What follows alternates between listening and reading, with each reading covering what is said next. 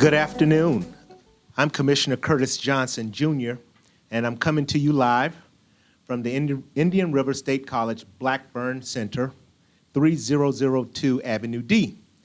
And today I'm excited because we're kicking off a series that I'm going to continue called Town Hall Updates. As the District 1 City Commissioner, but also the City Commissioner for the entire city of Fort Pierce, this was part of my mission when I ran, was to do this, was to have community engagement series. And we have a live audience. A number of people have showed up today. We also have an audience that was following us on Facebook, and we're streaming this live on the city's website as well. We'll further put the recording of this out so that people that can't make it today will be able to go back, review what's here. We're going to have a great program today. And we're going to have a special guest come up pretty soon. This is a long time in the making for me. This is something that I thought about some time ago. How do we do more in the community? How do we do things differently in the community?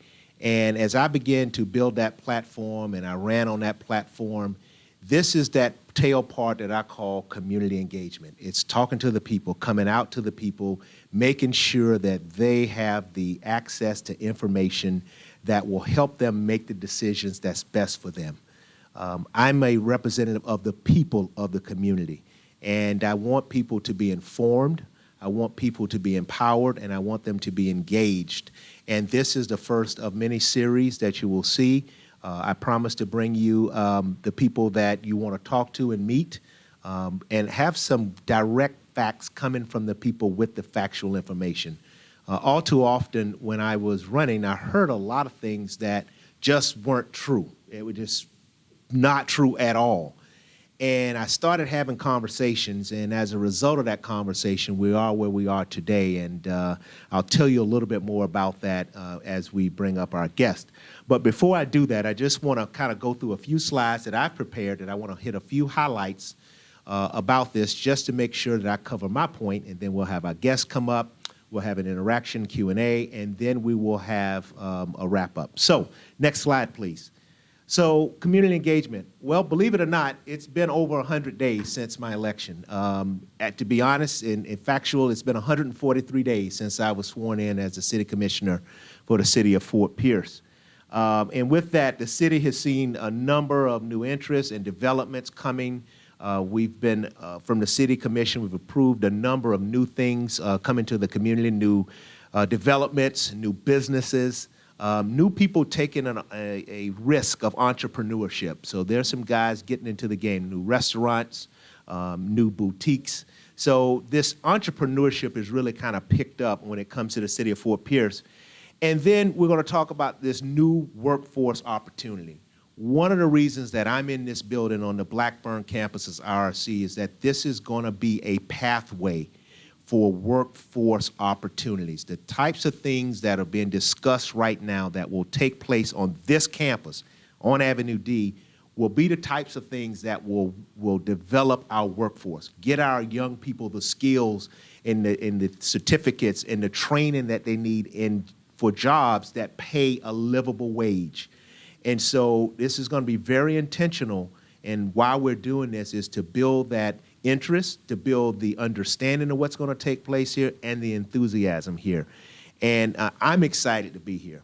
And I want the people of the community to be excited. This is a resource and a pathway that's going to help those people looking to better themselves, make more money, get that job and opportunity, or even develop their entrepreneurship skills right here in this building.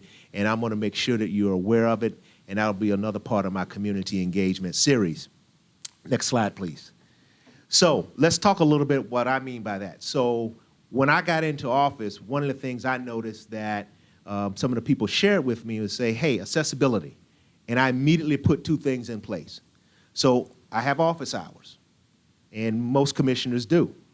My office hours are on Wednesdays at City Hall. I'm there from 10 to 1 on Wednesdays. It's best if you call a schedule and make an appointment. At least I know you're there, but I'm there. If I don't have anybody on a schedule, I'm accessible. I may not be at City Hall. I may be working from home, but I'm in the office 10 to 1 on Wednesdays. you can make an appointment there. On Thursdays, because most people are probably working, I wanted to make sure that those that worked or couldn't make morning on Wednesdays had an opportunity to get to me. So I settled on Thursday afternoons right here on this campus, just up the hallway on the first floor. I'm here from 6 to 8 on Thursday evenings. Again, please make an appointment. I'm here to listen. I'm here to advise. I'm here to have conversations, concerns, whatever you may want to voice. I'm here. I call it open door. And I want to encourage you to please help me circulate that, right? People are starting to catch on now. We've actually had quite a few visitors come through this campus to see me on Thursday evenings. But it's open door. Whatever you want to talk about is fine. You know, I've usually booked 30-minute appointments, but it goes pretty quickly. But like I said, I'm here Thursdays. I'm at City Hall on Wednesdays. So please help me spread the word on that. Call the number here, 772-467-3065, and that will be the clerk's office. They will be more than happy to schedule you for an appointment. Now, there are some Wednesdays and some Thursdays that I'm booked. I'm either out of town or at a conference. That's fine. They'll just move you to the next date. We'll make sure that, you know, you have an appointment with me if that's what you desire. Next slide, please. One of the things I want to talk about, and this is where I need your help from the community. I've been watching this for a couple years. There's an app in your Google store or on your Apple store. It's called C-Click Fix, all one word, C-Click Fix, just like here. This is how you engage us at the city to let us know issues, challenges, or concerns that you may have. Let me give you an example. If you notice that some vandalism occurred and there's a bunch of glass in the middle of the street and you want to report and have the Public Works Department come out and remove that, et cetera, you literally go to the app. You put it in to that particular app. It creates a ticket. Once that work order ticket is created, it has to then be identified, triaged to the right department. That department will take care of it, and then they will notify you that it's taken care of. So you'll get a response back. That's the important part, because it's direct communication to let you know that whatever you reported was taken care of. This is a tremendous app. It's not only Public Works. There are many things you can do, and you can do it anonymously. You don't have to put your information in there, maybe because there's some part that you can report abandoned cars, suspicious activity, criminal type activity. All of those things are on that app. It's a tremendous list of things that you can do and engage and get done for your community. This is one of the things I noticed when I started running. Some people approached me about some bushes and shrubbery in that area, and I said, hey, do you know about this app called C-Click Fix? Gentleman didn't know about it. So what we did, we pulled out his phone, we downloaded the app, set it up for him. He took a picture of the overgrowth, which was impeding on the right-of-way, and it was addressed within 48 hours. They came out, they cut it back, he got the results, he was happy. Now, I'm saying that to you to say, you know, your frustrations of maybe calling and not getting anyone particular when it comes to these types of issues, this is a quicker way to do it, and it gives you access directly to the issues that you're trying to address. Anybody in the city of Fort Pierce can use it.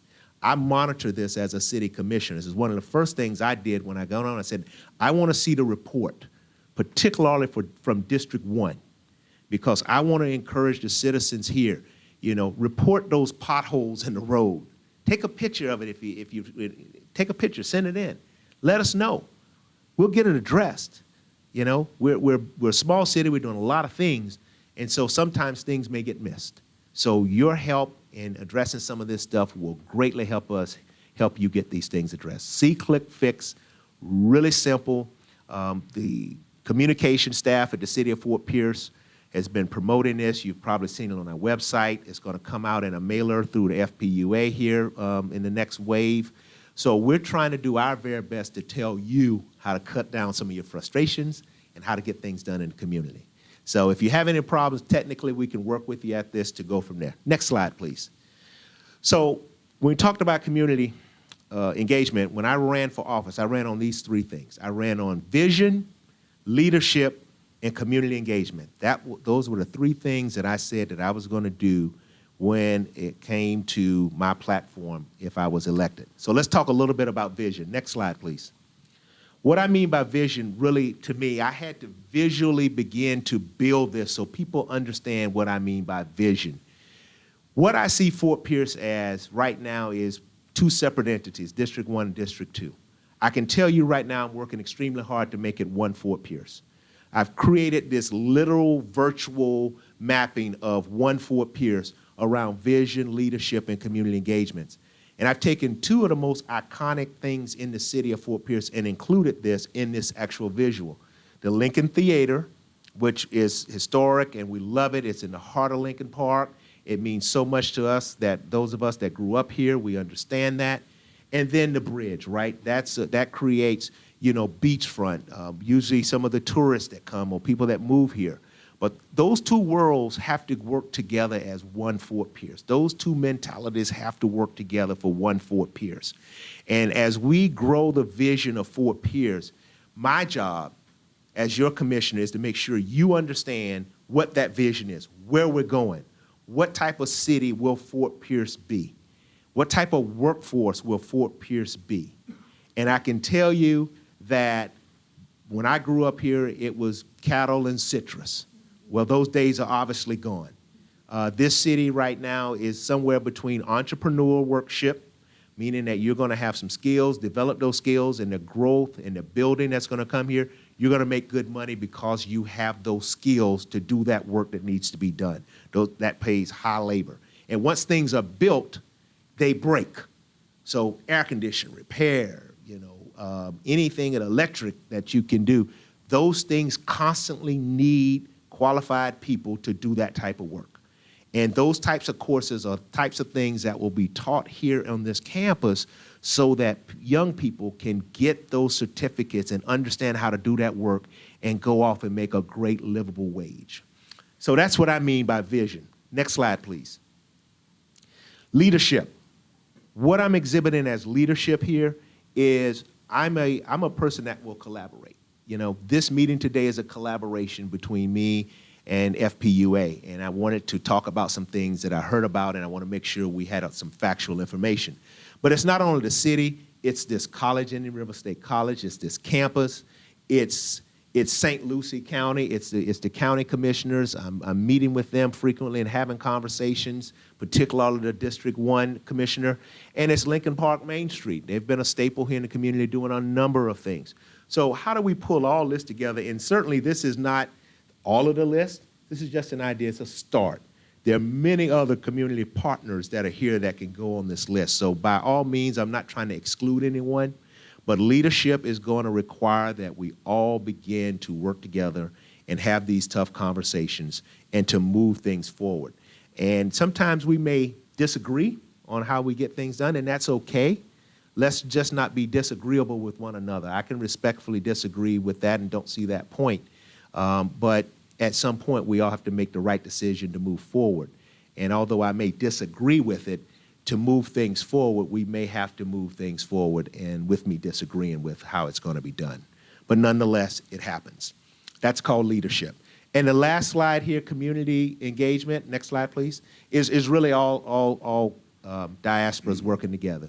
We have a multicultural city. We have so many different ethnicities here in this city, and it amazed me when I started running because I'd find pockets of them, right? I'd find the Latinx, I'd find the Haitian community, obviously, the African-American community, the Jamaican community, the Bahamian community. It just went on and on and on and on. And so as I started meeting people, I started to learn things a little bit different in how they see Fort Pierce. And we're going to have to encourage those communities to get engaged with this type of stuff. We need to have a representation of those communities engaged in this series because what I found, no matter where you came from, what community, what across the bridge or not, there were some basic concerns that people had, and they all were basically the same. What's my living condition? Are my rates and are my utilities affordable? And is crime not a major issue in my city? I don't care where you came from. Those three things were pretty constant when it's here. Low crime, great opportunity, and things to go from there. So that's what I mean by community engagement. And so I just wanted to share that with you so that you have an understanding of what I mean. This is not a one and done. I will continue to have the community engagement series, and I'll be bringing interesting guests from different parts of the community to highlight some things that I'm hearing from the community that you want to hear from. So please feel free to let me know what those concerns are. Next slide. Got to put this in, shameless plug, but I'm a part of this special committee, and Ms. Doretha Truesdale Harris here. Thank you so much. But highwaymen, we got to support local, right? So if you're looking for a new license tag, this is now approved that you can order this through the tag county of the tag administration here in St. Lucie County. And the light may not do it great justice, but it's a beautiful license plate. And it's only a small investment of less than $40, I think, when it comes to that. But it does much more than that. It allows for those funds to be directed for scholarship, for continued endowment for the highwaymen. And it's a great opportunity for us to show local pride when it comes to this particular license plate. So I'd love to see Fort Pierce with a number of these things out here. We'll have some information over here for you at the end, so if you want to learn more about it. It's also on the city's website, but you can order this specialty tag, and I want to encourage those that are listening through Facebook and other things live to please go ahead, Fort Pierce. Let's represent and support local. Many of us have these paintings in our houses and have supported this group. Let's get the license plate too, because that further moves things forward. So, next slide, please.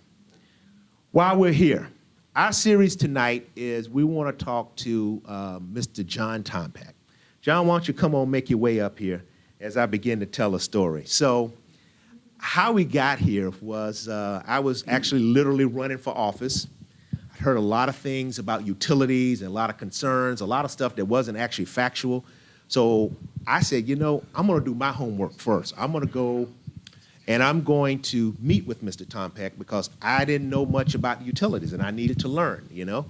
And so I didn't want to be a candidate that was not informed. So we started having these little mini powwow series, and he'd walk me through utilities and explain all this stuff to me, and I'd ask questions, and I'll go back 2 weeks later, and we'll do it all over again.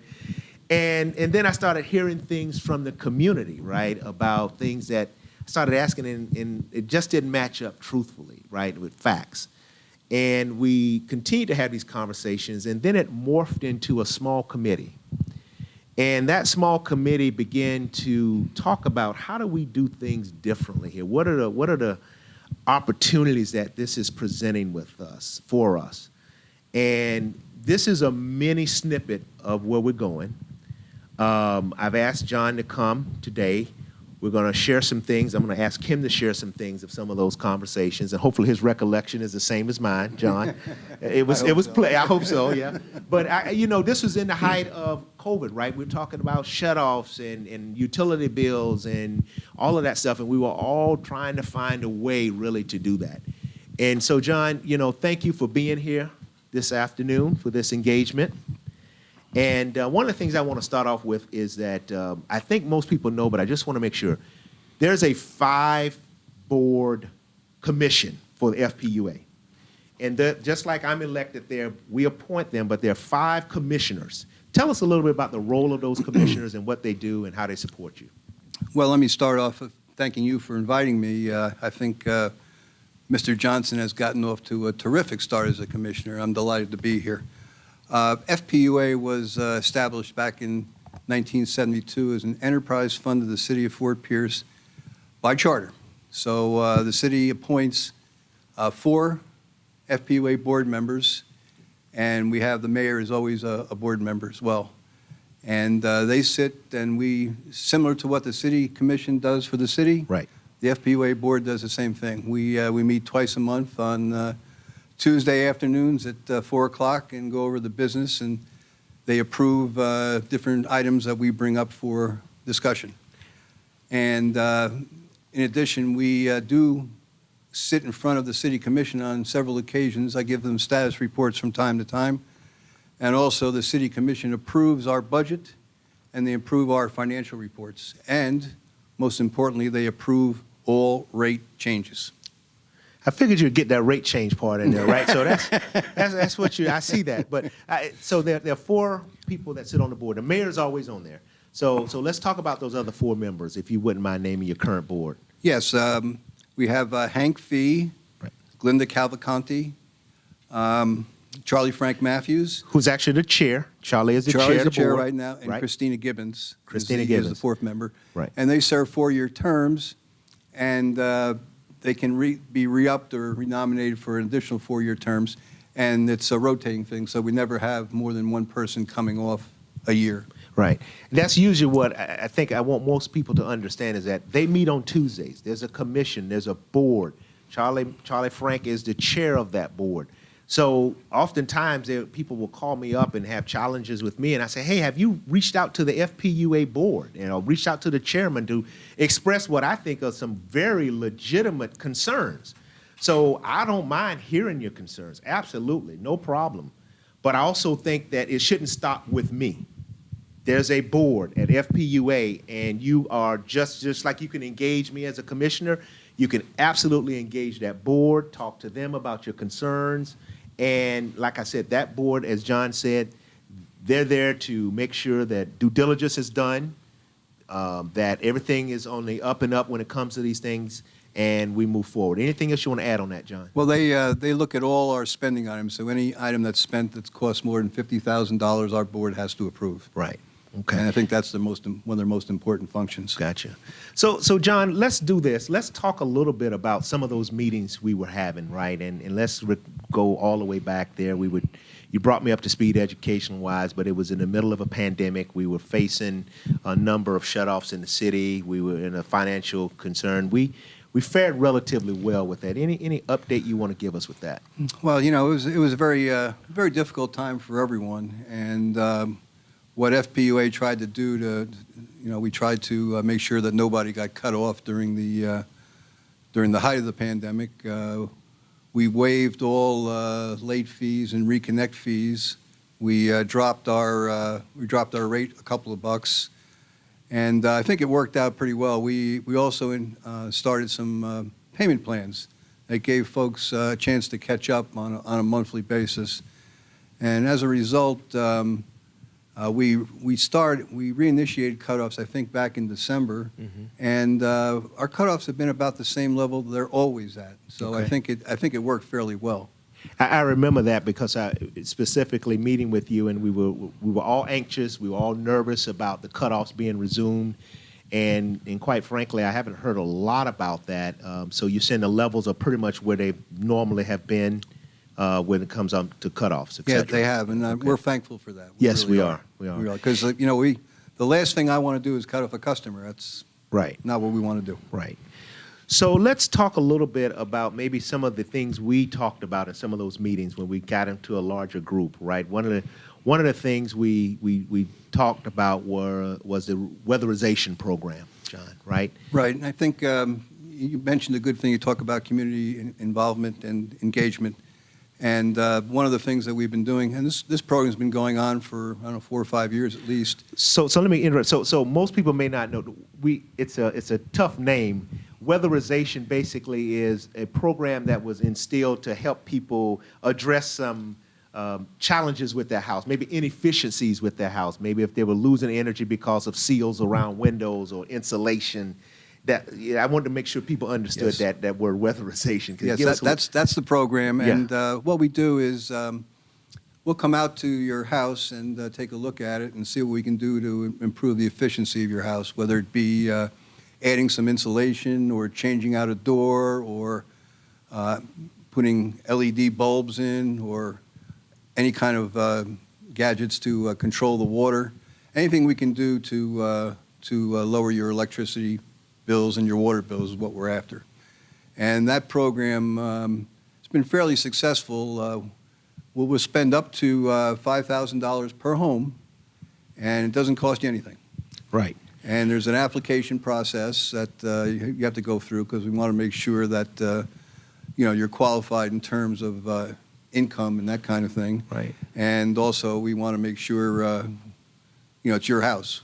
You want to make sure you're homesteaded because we think And that's... that was a big thing. And most people, that was one of the concerns because I got involved with that early on, and we were looking at it, and we found that people actually didn't own the house. They were either maybe renting the house or maybe the relative owned it, so that relative held the homestead exemption. So they presented a little bit of a challenge when it comes to the actual qualifications of the program. And John, I think when we talked back last, what was that, July or sometime, there was a number, what number was allocated for that, and what was the spend at that point in time? And Well, this was pre-pandemic, right?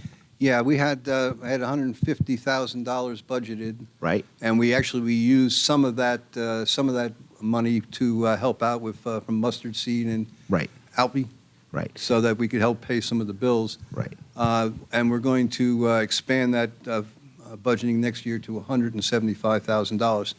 So there's a significant number of houses we can do, and we're anxious to do that. We'd really like to get more people to sign up. We've had not as much luck as we hoped for having people sign up, and I think we have changed the requirements as long as you have some partially homesteaded, because we know that in some cases, the parents will die and they'll leave the house to 3 or 4 people, so it may not be fully homesteaded. So even if it's partially homesteaded, we're willing to come in and help out. And I think it's a great program. I really do. Yeah, we have got a question. Sure. Yes, do you know what the income level is for people to know whether they qualify or not before they fill the paperwork? I'm sorry, I don't have that number off the top of my head, but you can get it on our website, the exact number. Right. So the FPUA website has the weatherization. It's called weatherization program, Yes. I think. So when we met with this small committee that began to morph into this, we started talking and addressing that. John, do you want to lay out anything when it comes to weatherization? I know we're talking maybe about a slight name change or maybe kind of making sure we did a blitz of that. Where are we with kind of bringing that forward? Well, we're trying to, we need to do more public relations on it. We understand that. And Okay. you're going to see some signs, some advertisements, that kind of thing, because, God, the money's there. We really want people to come out and Right. apply for it, and it's a great program. It's really helped people save some money. Right. And it also gives you opportunity. For instance, if your air conditioner's not working, we'll work with you to get that fixed. We don't replace air conditioning units. We don't replace roofs, but at the same time, we can send you to the right agency that'll help you with that. So it's a really terrific program. It was one of the things that I recognized when I was doing my homework, vying for this office, and when I saw that there were monies there, $150,000 that was not being touched, and I started asking people in the community, "Hey, do you know about this?" People were talking about highlight bills. Do you know about that? They didn't know. And one of the things that's part of my community engagement series is to make sure I get the word out. So those of you that follow me on Facebook page, and as we roll this stuff out, my mission as your elected officials is to make sure you know about it. Let's get the word out. That's what I can do. I can partner with John to bring him back to opportunities like this so that we have these engagement series and that you're aware of these opportunities because, like you said, that money was sitting there. They used it to help at that time because of the pandemic to address light bills. But that money is going to be back there in the next budget cycle, and we want people to help get these houses addressed as we enter into the hot part of the year. I saw a hand over here. We'll go right here real quick. Mr. Tompeck. Tompeck, yes. So earlier you were saying that the commission votes on the rates and everything and how to charge people who are under FPUA. But so can you clearly state that the city owns FPUA? That's for the city. We're an enterprise fund of the city, Fort Pierce. That's correct. Okay. Now, I know we're in a pandemic for right now, but I know we won't stay in a pandemic forever. Everything's going to get back to normal. So the biggest issue, especially in District 1 that I know with FPUA is, again, as we've said, the bills are high for people and everything. So even with me being an activist and going out and finding information, bringing it back to all families in different communities and stuff, that's always been a big issue. So I guess my guess is, okay, once this whole pandemic thing is over, how are you guys still going to be able to help families? Because that's a big issue. Can I? Well, yeah, you take a yeah, Kind absolutely. of segued into rates, which is something that I wanted to talk about. Well, I think just before we segue that, Rebecca, this is part of that answer, right? So What I found was that most people didn't get the information that they were looking for when it came to knowing these sources of services, right?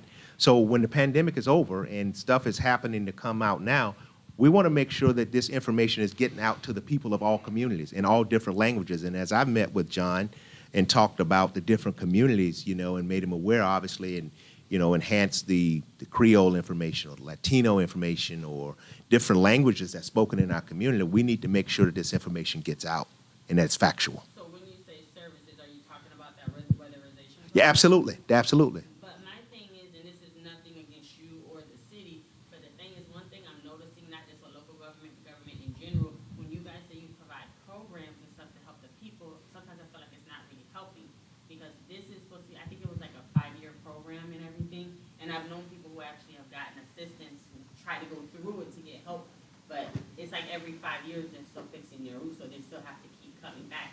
So my thing is, when will the local government be able to like put in something where the people won't have to keep coming back with the same issues? You know, that's a good question. I would think that, remember, they're not in the full of fixing roofs. That's not quite what the weatherization program does, the full roof. But there are other agencies that are in the community that we may be able to direct you to help understand how we can address some of that on a full basis. That's not FPUA now. That's not FPUA. That's a totally different entity. So that has nothing to do with it. Exactly.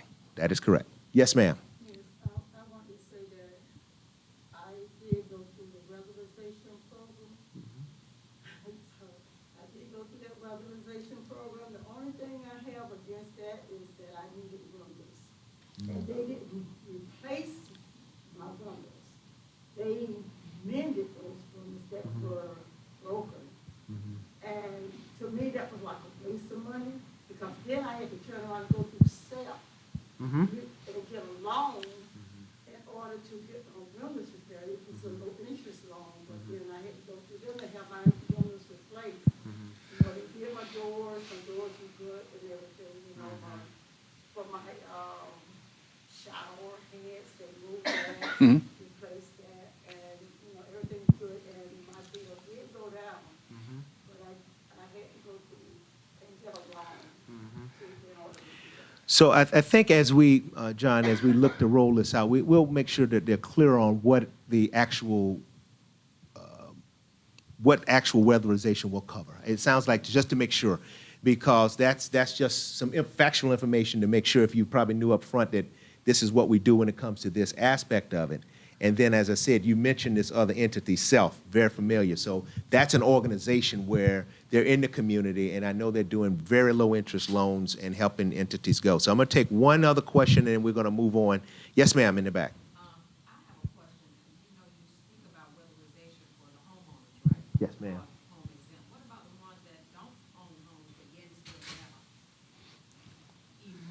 humongous light bill? And there are places where they're laying their dwelling place, the same thing that weatherization is offering. You know, that's been a tough issue for us. You know, we have a limited amount of money, and we felt that it was more important, at least first, to do the actual homeowners. Didn't really want to help the landlords as much as we wanted to help the actual homeowners. But we certainly understand that, you know, the people that are in the homes they're renting, they're paying the bills too. So we're looking at expanding the program so we can at least handle some of the renters as well. Okay. How soon will that be? I don't know. I think we've been talking about it. We'll probably look at it next month or two at the latest, I would think, and make a decision on it. It really depends how much money is available. You know, it's the same thing. You're talking a little bit about the windows, and you know, windows and roofs are very expensive, and that would take away most of the money in the program very quickly. We're trying to help as many people as we can. That's why we've kind of limited it to about $5,000 a house. Okay.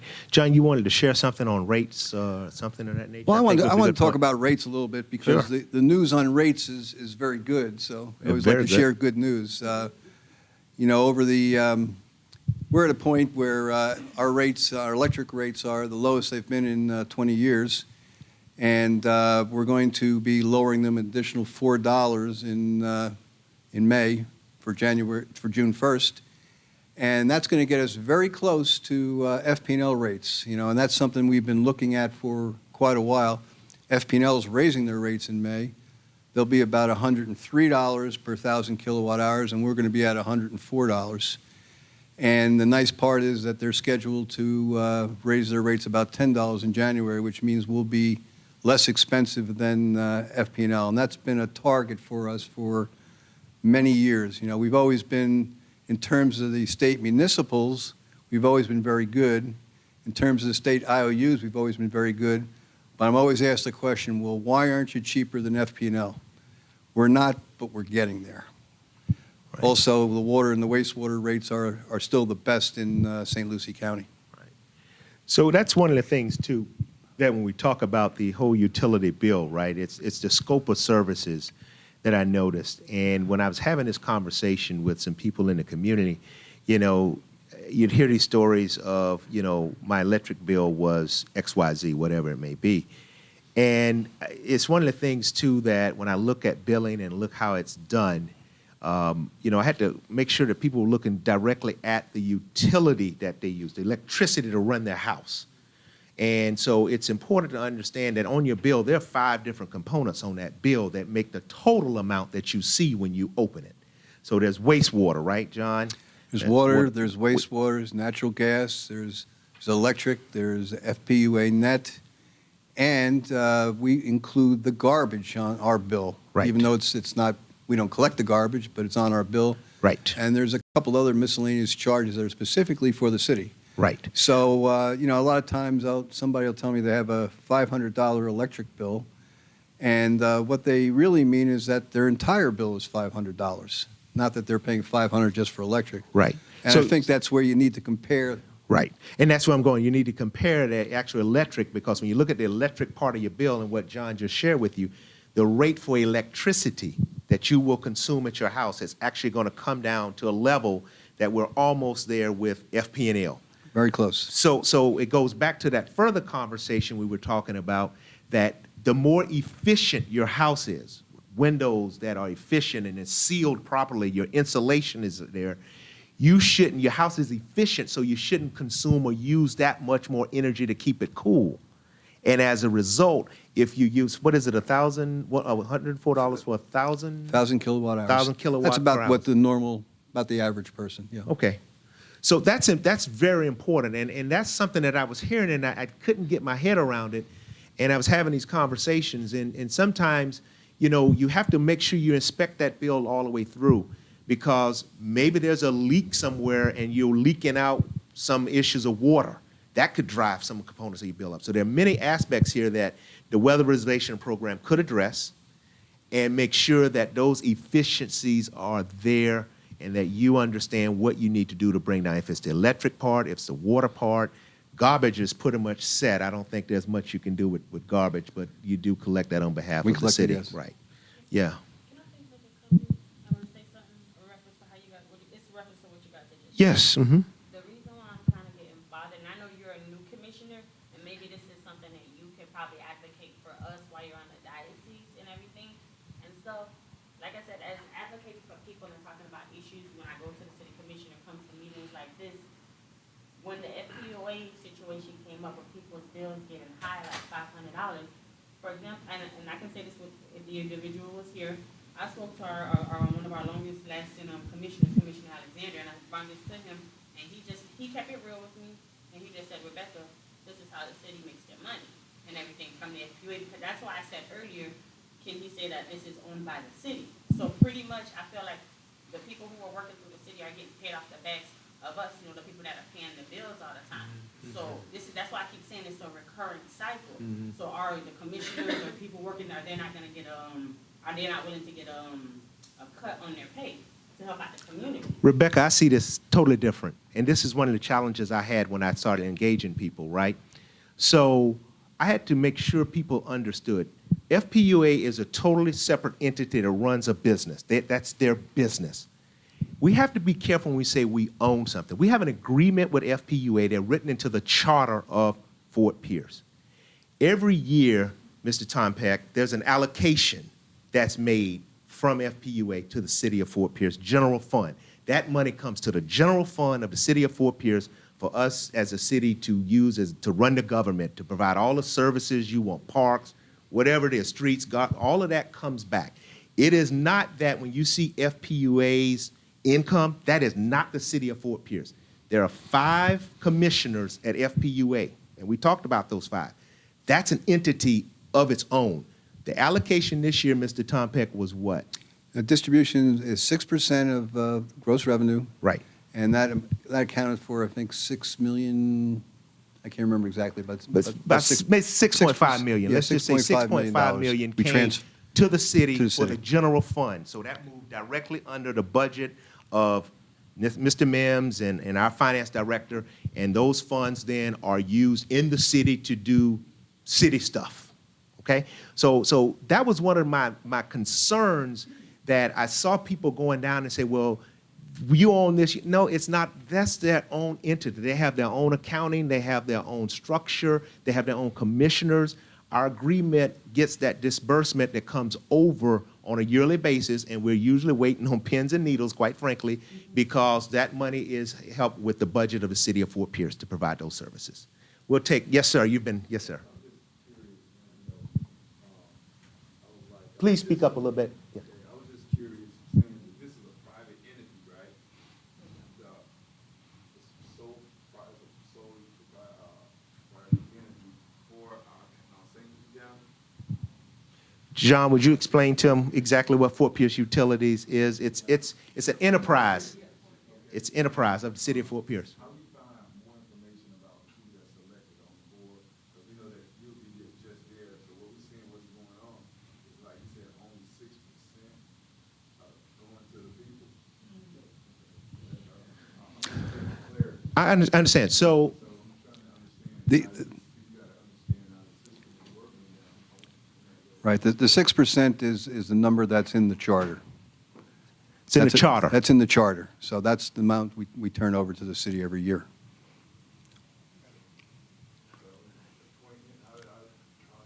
Yeah.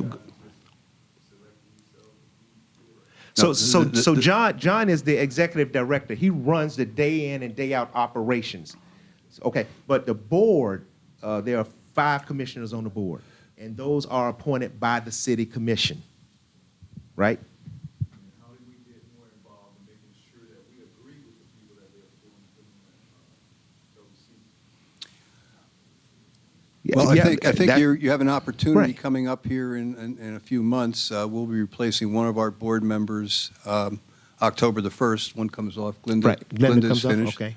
So, you know, it'd be a good time to talk to your representatives and Right. make suggestions. Right. It's an open process. People can apply. Right. Yes, ma'am. Oh, I'm sorry. I was coming that way. Yes, sir. Okay, very well. I got 2 questions, really. One of them was the ownership of the home. If 2 names on that and one person lives in the house, and one person doesn't live in the house for medical reasons, they exempt, I know you said something about exemption. Homestead exemption, and if even if it's partially homesteaded, we will do the house. Now, and another question, I had 2 questions. On the, I don't know, on the 6% that you give to the city, okay, who determines, once you give that to the city, who determines where that money is spent? Because my problem is, I live on the south side of Fort Pierce. I don't even live in the district there, but I Fort Pierce. travel over this and on the north side of Fort Pierce a lot of times. And if I look on the south side of the streets around Dan McCarty and stuff, they paving all these streets in here. When I come down 17th Street and 13th Street, man, those are the bumpiest roads in town. And they're doing half of the roads, and when they get on the north side of town, the Avenue D, they stop. Either when they get around the schools, they stop. But yet it's still, to travel, we have to travel around those old roads. So who determines where the 6% of the money goes? housing authority? I know it has something to do with census, but No. no, it No, doesn't. that again, that 6% comes into the budget of the city of Fort Pierce, right? So we're gonna get into roads. I'm gonna have Mr. Mims come at one of these town halls to talk about that.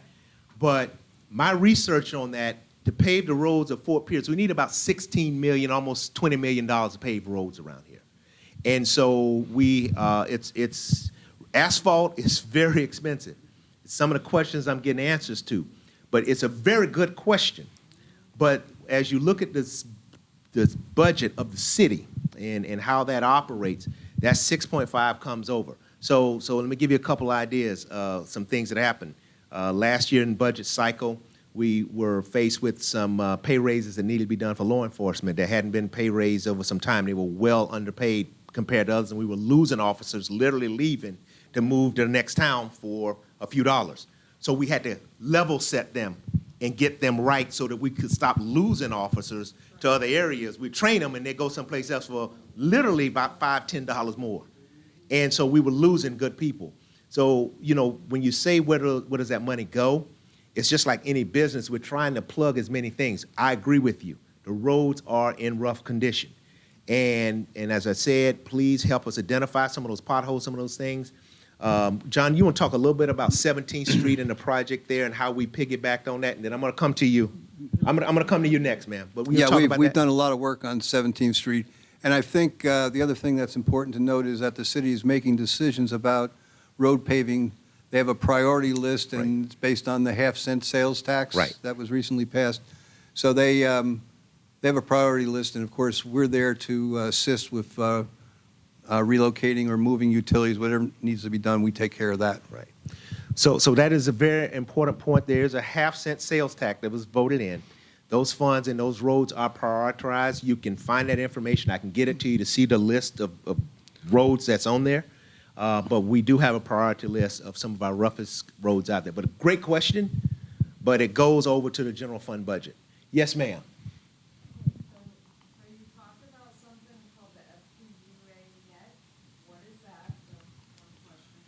And then, is the weatherization program something like the FPNL program where they come out and check your house and see the inefficiency? I mean, do they do it for anybody? Because maybe I'm not under that income, but I could still use that program to at least check my house out and see if I'm leaking out some AC or something. And then, that's my second question. And then, my third, well, this is not a question, this is an issue with the FPUA is, the deposits are what are huge. It's because when you pay the deposit, when I first came to FPUA, for the first time, because I didn't live here before, and, I came from Martin County, and so I was on FPNL for years. And then I came here and I heard, oh, it's gonna be so expensive, because FPUA is like twice the price of FPNL. And I did the same thing, as I sectioned out the bill when I got it first. And I said, okay, well, that's trash. My water bill is actually lower here than it ever was in Jensen Beach, so I was glad about that, but my electric portion on my bill was way higher. And my deposit was ridiculous. My deposit, I think they said they did like 3 months of something, or 6 months of an average or something. And I'm like, so the average of what? Because So let's clear up. deposit was like somewhere between, I don't even remember, it was like shocking though, when I had to pay that huge deposit. Okay, because all right. the electric turned on. It was, I wanna say it was between $400 and $600 for the deposit, and I have never seen that deposit since. Now for FPNL, is I have the deposit for, I paid my bill on time for like a little over a year, and then they gave me my deposit back. In FPUA, I've been here since 2013. Okay, so let's. I never have seen that deposit. We got your address. 3 things. So let's talk about, because the audience wants me to repeat because they can't hear all of your voices. So I'm going to repeat. So let's talk about FPUA Net. She Okay, mentioned that's our division that provides broadband service. And it's interesting, I'm glad you brought that up, because one of the things that we're working on is a broadband project in Lincoln Park. And what we're planning on doing is bringing broadband service to Lincoln Park at a very very low cost. Internet service. Internet. Internet Yeah, service. In addition to hardwired internet service, there'll be Wi-Fi service at some of the local parks and that kind of thing. And that's a project we've been working on with the city, the county, and the Allegheny Franciscan Ministry people. It's going to be a very successful project. It needs a couple of years to really get to the end of it, but it's going to be a project that I think the people in Lincoln Park are going to be delighted with when it's over. Right. So it's internet access service and bringing it here. I heard deposits. Deposits. I know I was trying to cut you off there. I got the gist. So I need him to talk to how the deposits are formed and how do you Well, I determine? think I'm not the expert on deposits. I have to go back and check some of that, but I think we take 2 months average is what we charge for deposits. Average price, average cost. Say the bill is like $300 a month, or say it's at 500, like you said before. So an average of that would be, so that's $1,000 for 2 months. So you collect $1,000. Yeah, which we hold, and to help us in case you can't make your payments. I know that, don't you think that's a lot? I mean, FPNL does like a $90 deposit or something, like a $150 deposit. I mean, that seems like a lot. How do you move into a new place and you come up with $1,000 deposit on top of it? I mean, that's huge. I didn't even think it was, it was very unexpected to me, and I've never gotten over it. Well, Yeah. No, thank you. I mean, No, I'm we have no problems. Thank you for sharing. So, John? and I appreciate that. I really haven't gotten that much feedback on deposits, and that's certainly something I'll be glad to look at and see if we can make it easier. Right. Because it's just a lot when you're moving anyways, and then you have all these new things that you're connected, and internet, FPUA covers a lot of it. But there's still other stuff, you gotta have a music stuff, you gotta do other stuff. So it's a lot to expect for a deposit that you never see again. That's the thing, is I've never seen it again. I'm wondering, when do I get my deposit back? Gotcha. Okay. Did you check with them and ask, because it's supposed to be a year at least of, not any late payment? Yeah, that's what I thought. I have to go back and check to be sure, but I thought we were returning deposits after a certain period of time. And thank you for raising that, right? So John, we can funnel some information back. I think that's something that we're very open to. And I don't have all the answers, but I think that certainly we can appreciate that. Did we cover all three of your points, ma'am? I think we did. I think we covered all of your points, right? It was really deposit, FPUA net, and I think that was it.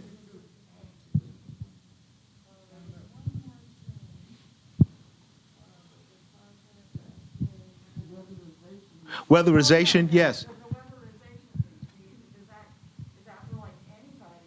I mean, With the analysis of weatherization, can you? No, there's income requirements. yeah, because at FPNL, they'll check anybody's house. I mean, they even send me stuff to this house going, a card that says, you want us to come out and check your house? And I don't ever answer to them like they won't because I'm FPUA. Right. Well, I think they'll check, they'll do an energy audit, but I doubt seriously they'll pay for any of the repairs.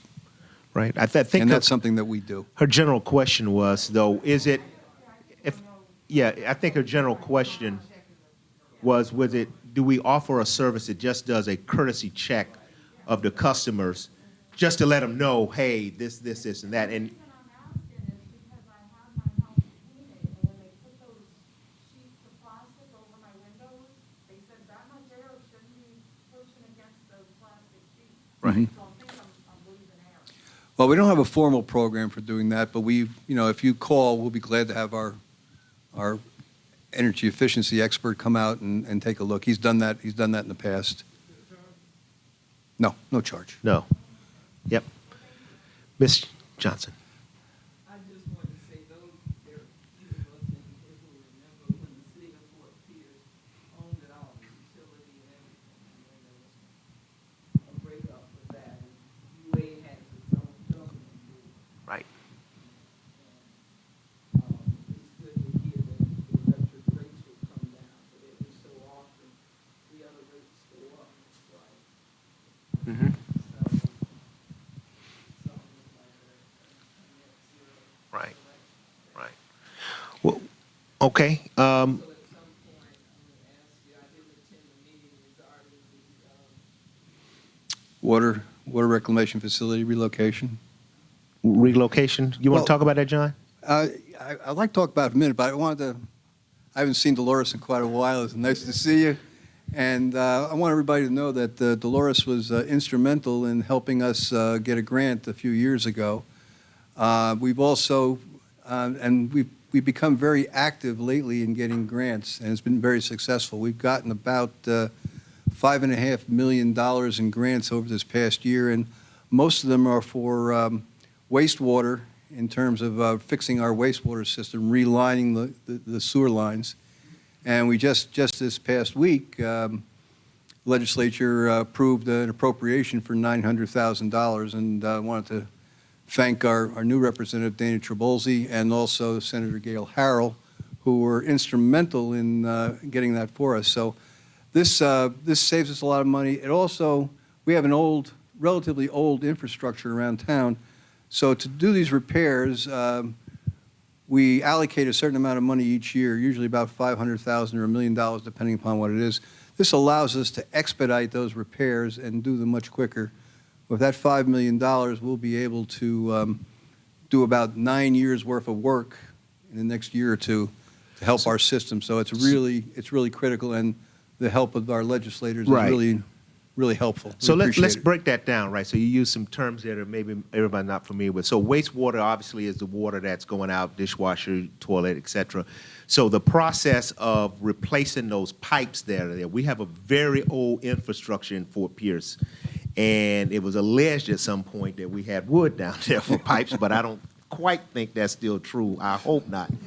But you don't want ruptured, burst sewer lines coming up through the ground in front of your house. That's not good stuff. So this allocation will allow for them to use this new technique of lining that. So they literally go in and they put a sheet through it. Is that basically it? Yeah. And it basically lines that pipe that's there, and it replaces the sewer pipe that goes there. So with anything, pipes burst, they are old, they get corrosive.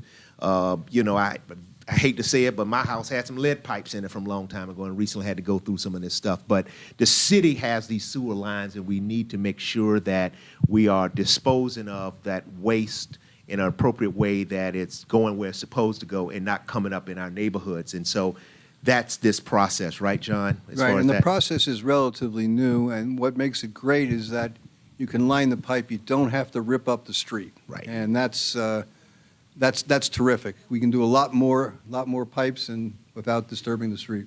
And that's one of the things, too, that I have to say, we're talking about 17th Street, is that as we look to do these roads, you're going to see a big difference when they open up 17th Street, because all of those overhead cable lines are now buried. So we partner with FPUA when we're doing road projects to be more inclusive, to not only just do the road. Since the road's torn up, go ahead and bury the cables, get all of that stuff done, put all the infrastructure in, because this issue that he's talking about has caused what we have right now as far as issues, because those pipes burst, they come out, they dig them out, they put them back, and they patch it. And that's the issue. This new process hopefully will eliminate some of that and most of that, so that we don't have to keep patching it. And once we pave it, it's a road that can last a little bit longer. But the infrastructure here in Fort Pierce goes back to, 1905 or 25, and that it's old. It's and old. So it's something that we're dealing with. Yes, ma'am, we'll take that. Speaking of 17th Street and the burying of the cables and stuff, I saw them working on the east side of 17th. Now, will all the lines go underground or what exactly? Because when I was told a couple of years ago. I think so. I'm not sure about the specifics of that project, which I can certainly check. But All right, it's probably our city engineer, that's Mr. Jack Andrews. Jack Andrews, right? Yeah, right. So I'll check with him, but I did notice. Well, it could be cable now, but that's totally different. We're just doing electric stuff, right? When we put underneath, John. So if that's television or cable, that's right. I thought he was talking about the electric. Yep. Okay, Yeah, we'll take a couple more, and we're getting close on the hour. But yes, ma'am. Okay, I want to piggyback off of something that this gentleman said here, Mhm. as far as who gets on that board Mhm. I'm not sure how many of you guys follow city government, but I followed city government for a couple of years now. And I know there was a big situation where District One wasn't getting any representation and everything. So is it even now where there's two people, from District Two and two people from District One?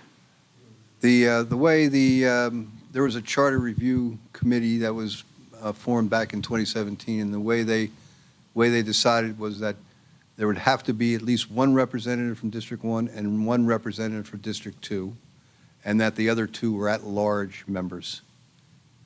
So it's not necessarily 2 and 2, it could be 1 and 3, but there's always has to be at least one District 1 and one District 2 person on the board. So the city is made up of many, I know the county is made up of 5 districts, but as far as the city, I thought there was District 1 and District 2. That's right. That's right. But remember, that's an application process, right? To get even in the ballpark of consideration, right? You have to put in the application to be on the board. Okay? That, Just in all honesty, though, I'm just, we're being we're trying to be transparent in the meeting, but I recall even one of our current commissioners stepping down from the diocese because it felt like there was a discrimination or something going on where we weren't getting representation. For so long, there was never any representation from District 1. So, we're pretty much, I haven't heard anybody from District 2 here. I don't know how many are from District 2. So a lot of the issues are coming from District 1. So how can we prevent stuff like that from happening to make sure that it's only District 1? We make sure we have somebody from both districts. Well, like I said, the rule now is there always has to be at least one, and that's as they come off. If it's a District 1 person that comes off the board, it has to be a District 1 person to replace him. So then this happened in 2017. Yeah, it took. I think the problem was in 2017 there wasn't anybody coming off the board, so when the first person came off the board in 2017, I think it was 2017 or 2018. It was going to be a District 1 person. That's when Charlie Frank Matthews was put on the board. Those for the appointed person on behalf of the city of Fort Pierce, the vote was exclusive to Alexander and Seth. That's correct. That's correct. The Right. So the entire commission and mayor had nothing to do with that nomination. right. For that purpose. I'm gonna come to you. This young lady, we're gonna be wrapping up pretty soon. We told people 7:30. We're gonna try to get 2 more questions in and do a wrap, okay? Yes, ma'am, Ms. Smith. So the way that I understand it is that there are 4 commissioners on your board and a mayor, right? So that makes 5. And there's 2 for District 1, and it could be, well, it's 1 and 1. at least 1 needs to be appointed for District. So what is your quorum then? Because when it comes down to a vote, that means if it's only 1 person representative of District 1, then that vote can be overturned by people if there's 3 from District 2. So I'm just trying to see if that's something that might be happening. I don't think so, and I'll tell you why. It's because I don't know if I should call it nonpartisan, but the issues that we talk about and we vote on are not District 1 or District 2 issues. They're FPUA issues. They're rate issues. They're rate They're issues. rate issues. But look at what he just said. This gentleman, I don't know his name, but he just said something earlier, everybody. He said Hold on, the Rebecca. South side looks better, things are functioning a little bit better, but on District That 1. you can't. You're making the extrapolation that is totally unrelated now, and I'm not going to allow that one now. Okay, what's really important is that board decides overall on rate. So whatever rate is going to be the rate over here, going to be the rate over there, right? So they make rate policy of overall the city of Fort Pierce. He was talking about something totally unrelated to that. This was not related to your FPUA at all. Can I make a comment on that? Okay. I was there at the meeting that night, and Commissioner Alexander was very upset because it was an agreement that somebody from District 1 had to be there, but they were trying to put somebody else there who wasn't from District 1. So that's why I was Okay. saying, in all fairness, he clarified it, now they put something in for 2017. Right. I just wanted him to be sure he knows how we're putting people on these boards. Right. To make sure that this stuff doesn't keep happening again. Right. Because a lot of the issues really are coming from District 1. Right. So, The applications come to the city. Yes, ma'am. Yes, ma'am. Now, Mr. Tompeck. John. Tom?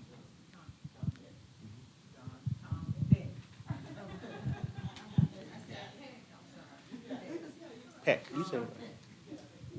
now, you telling us about the relining of these pipes. Mhm. What will they be made of and will they be safe? Since we're dealing with water. Yeah, they're, Sewer pipes. those are sewer lines, but they're plastic. They're high-strength plastic, yeah. Because I heard you say dishwasher and so on. Well, yes, that's all But wastewater. That's Yeah. wastewater. It's coming, You're gonna use the dishwasher to wash, rinse the dishes. Yeah, yeah, yeah, yeah, yeah. What is the discussion surrounding septic? So, issues around septic. well, that's an important issue for us, and an important issue for the environment. We're trying to embark on some septic to sewer conversions, and we got a grant, and we're working that grant down in Fleetwood Acres on the corner of Edwards and 25th, southeast corner. And we were able to get that grant, and we're putting in sewer lines there so that people can move off of septic. And we're going to continue to pursue opportunities for grants for that because it's a very popular item in Tallahassee, is septic to sewer conversions. And we want to continue to do that. Well, it's about $8,000 in that ballpark. But this grant we got for Fleetwood Acres, it's only going to cost about $2,000. And trust me, that's the bargain of a lifetime. Right. It really is. I mean, nobody wants to spend the $2,000, but it's the bargain of a lifetime. So here's what we're going to do. So we have an audience, right? So we're going to cut at 7:30. If you want to stay and ask a few more questions, that'll be fine for the people that's here. But I do want to sign off and close off, John, and thank you for coming and being a part of this town hall. Thank you and the listening audience. Were there anything, Joe, that you saw, anybody, any major pressing? I have one question here. Yep. And you might have Okay. commented to here. Why are communities in unincorporated St. Lucie County paying for the city of Fort Pierce through FPUA?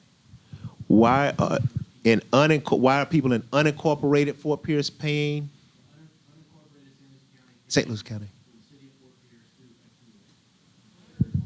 Just a question you have out there. I'm not sure if that- I'm not. No, the way you convert Yeah. or interpret that is, if you're in the unincorporated, city of Fort Pierce, but you're FPUA customer, Oh, okay. and they're getting a 6% allocation, Okay. why are they having to participate? Okay. Right. John, Well, you I want to think- talk to that? yeah, I think the, repeat the question just so The issues come up before about people outside the city paying more than people inside the city. Right. You know, specific to some place like Sheridan Plaza or whatever. Okay. And what happens there is that the folks in Sheridan Plaza are not paying the city utility tax. They're paying a surcharge instead. It's about the same cost. It may seem like they're paying more, but it's really the same cost. All right, thank you. And I want to say to the technical staff, to Joe and to Bob, thank you for coming and helping us go live on Facebook to put it out there. This will be recorded. We'll reissue it so that people can hear it. And what I would encourage you to do is engage and have conversations with your city officials before time. I have open doors. I put that up. I'm here every Thursday night from 6 to 8 p.m. Not with John. I'm here. And I can help direct and get you some of the answers that you're looking for and work through some of these challenges and bring these types of things to our community so we deal with facts, right? So thank you all. Thank you to the live audience. Thank you for asking great questions. John, I think we got a little homework to do, and we'll make sure that we continue to try to communicate to make sure people are informed and get the information they're looking for. May not be everything you want to hear, but it will be factual and it will be to the best that we have at this point. May not be everything you want to see, but it will be the truth, and it'll be something that we can show you that's fact. So, John, thank you again. Thanks for inviting me. All And right. Can I say one other quick thing? One other thing, and we're signing off. 2022 is FPUA's 50th anniversary, so we're going to have some community involvement, community events, and we hope you'll all come. Yes. All right. Thank you.